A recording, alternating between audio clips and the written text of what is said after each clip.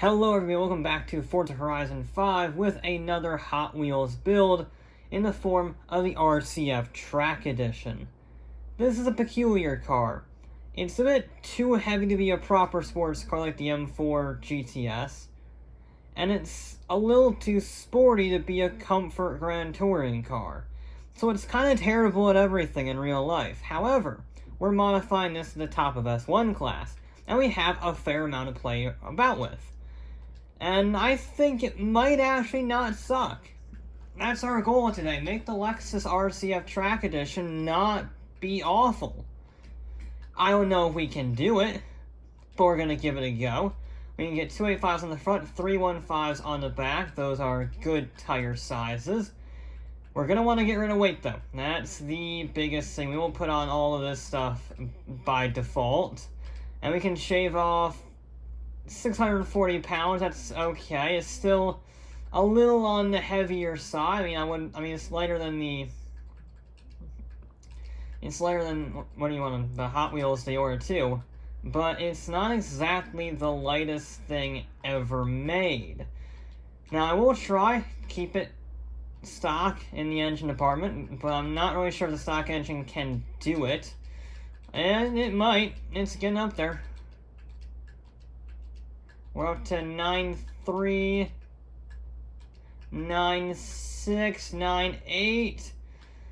Yeah, we got it. Alright. It's a maxed out engine, but we got it. I'm not putting the oil and cooling on. That actually makes us worse. We're already a heavy boat. We don't want any more. Kind of a shame. I was hoping to need to put the LFA engine in this, because you can't get that engine in here. I have everything else up, right? Yeah. Okay, so we're definitely going to make the top of the class.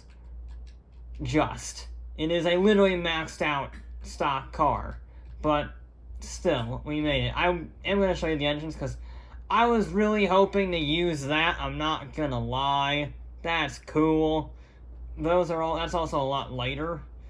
Instead, we are not very light, so can I do anything else? I think I put everything else on. I did. Okay. 942 horsepower, so we're less powerful than the Diora. But we are a lot lighter, 3,300 pounds, so that is still very heavy. And so it's got decent power and decent weight-ish. I would really like it below 3,000 pounds, but let's see if the Track Edition lives up to its name.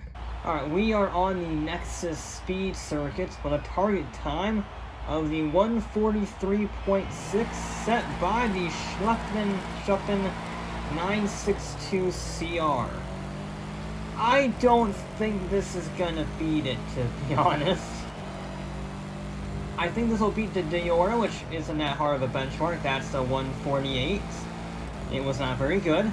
This definitely already has more grip, probably because of the aero. And it should be better accelerating, because it was about 200 horsepower down on the Diora. But it's way lighter.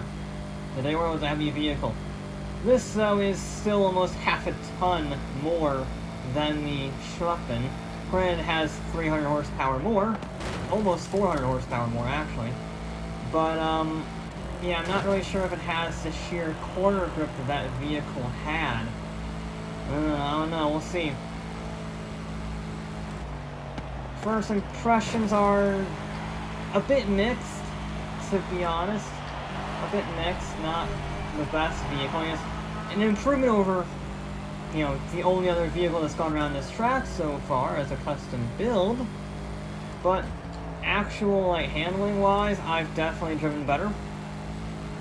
It just doesn't turn as much as you need for this course. It turns fine, but for the demands of this course, it really could use an extra bit of grip on the front, maybe 295s on the front, or just, spitballing here, less weight.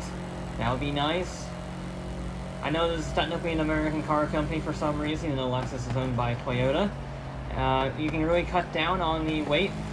Alright, we're not appealing to the American fan base in that regard, much less with the track version, which is supposed to be a super lightweight thing, and this is not that.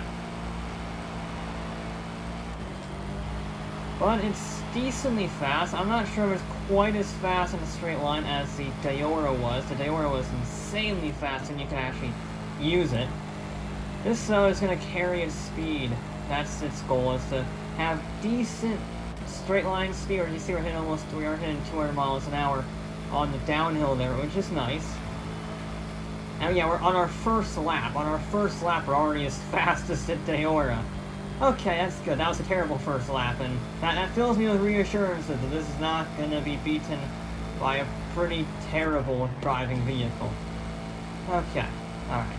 Now we just need to shave off, what, 5 seconds? I don't think it's doing that. We did at least get our gear right for that, but then I got the turning wrong here. Ah, that's a very tricky corner. I said it last time, that's a very tricky corner. It's probably the most difficult corner on this track because it catches you out. You'd think it's a tightening radius corner, if I remember my terminology correct. It's nasty, and it's probably going to take me a little while to get used to it. But I will, don't worry. I just haven't had that much time to practice between videos. Been a bit busy, especially with the new GTA DLC that's come out. The reviews on that do take quite a while to make, for how long they are. It's insane. But quality over quantity is how I view that series, so yeah. That I would not view this lap as quality, though. This has been bumpy, I'll say, I think is the word. Not how you want a lap to go. Leaving 5th, then downshift, upshift, I should say, on the downhill of the loop. That gives us the best possible momentum out of there. I think a 6-speed gearbox might have been better, to be honest. That would have saved me some weight. Wouldn't have cost me any PI. And I haven't even thought about 7th or 8th gear, so hooray. I think it has 8 gears. I'll have to check at the end. Yeah, that lap wasn't even faster. Okay. Alright, we're just going to try to keep it out of the wall. We're going to get that, what is it, 3rd corner? Yeah, 3rd corner right. If we can do that, then we will be in business. We carried very good speed to that corner, though. That was surprising. I was not expecting to be able to go flat out through there. However, the RCF Track Edition rose to the challenge this time around. And we got that corner right. Alright, okay, now we're starting to get somewhere, car. I'm going to take this corner a little gently. That's English. Just to make sure I don't scupper this legitimately good start. I might scupper it later, but on that corner, I was not going to allow that to happen. Yeah, okay, I'm getting more confident with the car, and as I'm getting more confident, I'm getting more impressed with it. Okay, we actually have some grip in this thing now. That's what we like to see. Well, now we're not getting any oversteer down there. We're a little bit late on the switchback, but it's fine. We got the banking. We can cut it down there, help carry the speed. Nope. No. Thank you. Alright, we ran a bit deep in there. That's like the one bit of improvement I can actually see on this run. Other than that, I think that was a pretty good section. We still have obviously one more 270-degree corner to go. But, yeah, that's more like it, RCF. That is more like it, Track Edition. Finally starting to live up to your name a little bit. I still don't know if it's enough to beat the, okay. It's still not enough to beat the Schluppen by a lot. It's still, 4 seconds down. But, yeah, alright. I'm liking it. RCF. It's actually handling pretty well. I can probably get that down to a 46 if I just tidy up my lines a little bit. We got 2 more laps to go. That's not too shabby. We keep carrying the speed. It really likes this section a lot. The grip levels are insane when you get your line right. That actually wasn't a bad bump, to be honest. That was just a little nudge, and Forza overreacts and says that's a crash. Now, of course, dirty laps do count, as obvious by the fact I barely hit that wall and it freaked out and gave me a warning. So, obviously, dirty laps will count. I'm going to try and be smoother through here, too. We were smoother through the first half of the lap. I'm going to try and get the turn a little better. There we go. And then go up the banking, then go down. I think that's a good line through there. Again, now be early on the brakes here. There we go. A little bit of oversteer, but it didn't really cost us much. Maybe just a little bit, like a tenth of a second, if that, on the upshift. So, no problems there. Now all I have to do is get this last corner right this time around. It is a nasty track. You really gotta get your lines right, and the last lap showed that even a pretty good car, even a pretty grippy car like this one, can get your lines a little skewed. That was very close. I think we are going to be faster. Not quite. One more lap. Okay. Let's see. I'll put my concentration face on. We're not going to make any silly maneuvers. I did get a good lap on my third run around, so I'm not too worried about being overtly cautious, you know, getting a solid lap. I already got my solid lap in. Now I just get to explore the car's limits, essentially. And that's a little beyond them. I tried to carry speed through there. Oh, and then okay. Yeah, we're done. Alright, that's great. Okay. That's annoying. That's incredibly annoying. I mean, it wasn't like it was a terrible start. It was a little too early in the run to tell if it was a terrible start. But just the nature of the bloody thing. Yeah, now it's sliding all over the place. Now it's a disaster. A disaster, I say. We did at least get that corner right. That's a positive. Yeah, I just got oversteer on the transition. I tried carrying too much speed. I did not respect that corner enough, and yeah, it got me. Bloody thing got me. God damn it.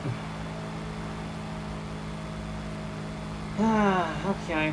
Well, it's still a long way off the Shuffin 962, which is a little surprising. I thought the 962 would be difficult to beat, considering it's a very low S2 class car, but it's proven to be very difficult to beat. Yeah. Okay. So the RCF did a 147.0, which puts it into second place, beating the Diora by a second and a bit. But then again, it is 3.5 seconds off the pace of the 962. So yeah, it just needs more power. Too much of its PI is used up on the grip. And it does have a surprising amount of grip. It was very nice to drive. But it really needs about 150 horsepower more to get it within the fight, because it's not going to have the same grip as the 962. The 962 could carry speed literally anywhere it went. But, yeah, all in all, it's a lot better than I was expecting for a notoriously criticized car. And yeah, not too shabby. But that'll be it for this episode of Forza Horizon 5. I'll be back with more